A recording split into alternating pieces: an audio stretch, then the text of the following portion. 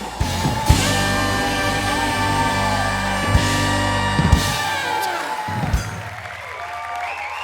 welcome back, everybody. Ladies and gentlemen, please have a seat, my friends. My next guest is a correspondent for NBC News whose best-selling book, Separated, about family separation at our southern border, has just been turned into a new documentary.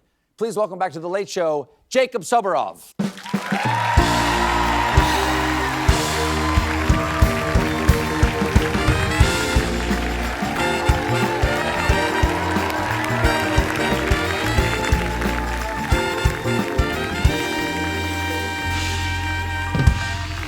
How you doing? Hey, good to see you again. Good to see you. Thanks for having me back. I found out something right before you came out here, and Tell I me. want to fact check this. Yes. Because, you know, we're all about accuracy here at The Late Show. Me too. Is this true? I hear you get asked about me when you're reporting for the Today Show, like when you're out on the street with the folks. So yes, this is true. I fill in occasionally on the Today Show, and you know, a couple blocks away, and we go down the plaza at 30 Rock. Sure. You meet a lot of people, and oftentimes people will say to me, has anybody ever told you look like Stephen Colbert? Yes.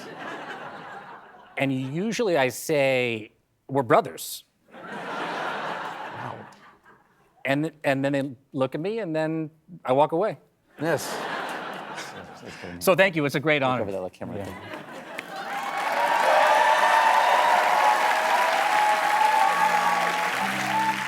You know what? I kind of do look like your younger brother. Yes, you do. Yes, you do. You, me, and J.J. Abrams. That's very valid, JJ, yes. Yeah, you've been busy lately. You live in Los Angeles, Yeah. yes, and covering the Los Angeles wildfires, which unfortunately burned down your childhood home. Yeah, they did. How is your family doing up there? Thank you for asking. They're okay. My brother and my sister-in-law lost the home that they live in. Oh, I'm sorry. And thanks. And everybody's got a story. We're talking about tens of thousands of people who have been displaced. But yeah, I grew up in Pacific Palisades. It was a crazy experience to be there. And I'm thinking about the people in Altadena too. I mean, the idea that so many people could lose their homes so quickly in it was a literal firestorm. That's what it was. Here you are, Yeah, here you that's are it. in Pacific Palisades reporting on it for NBC. Well, it seemed, from a distance, it seemed surreal. What was it like to be there? It's my hometown, you know. A firestorm of 100 miles an hour winds combined with these wildfires is something that we've never seen before. And it's not, I've never felt it, but to be home in particular was really unique because you go home at the end of the night and you're there with your family. My wife is home. Everything's fine? My children are home. Yeah, they're okay. My kids are confused. You know, you showed that. My daughter thought I was a firefighter in that yellow jacket. And I had to explain to her, no, those are the heroes. I'm just there to tell people what they're doing. I don't know. You know, I think that it's going to be a long time to recover from this. And we're going to need all the help that we can get. And we're going to need help from President Trump, from Governor Newsom, from the local level. Well, what's the status right now? Like, are there still fires burning? The fires are out, thank God, for the most completely. part. For the most part. I mean, we're talking about containment. We're way up there, near 100%. Mm-hmm. We had rain last week for the first time in a very, very long time. And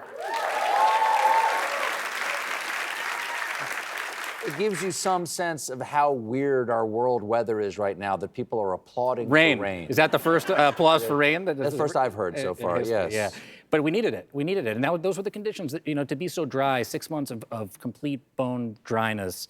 After 2 years of some rain and a lot of vegetation, it's what caused these fires. And a lot of people talk about this shouldn't have happened, it can't happen again. It's gonna happen again. We live amongst nature in a place like Southern California, and the idea that we can prevent this from happening with climate change, with all of us living nestled up against the Santa Monica Mountains, or in the case of hurricanes in Florida, you know, down by the coast, it's unavoidable, and so we just have to do the best we can to prepare again. We have to take a quick break. We'll be right back with more Jacob Soboroff, everybody. Stick around.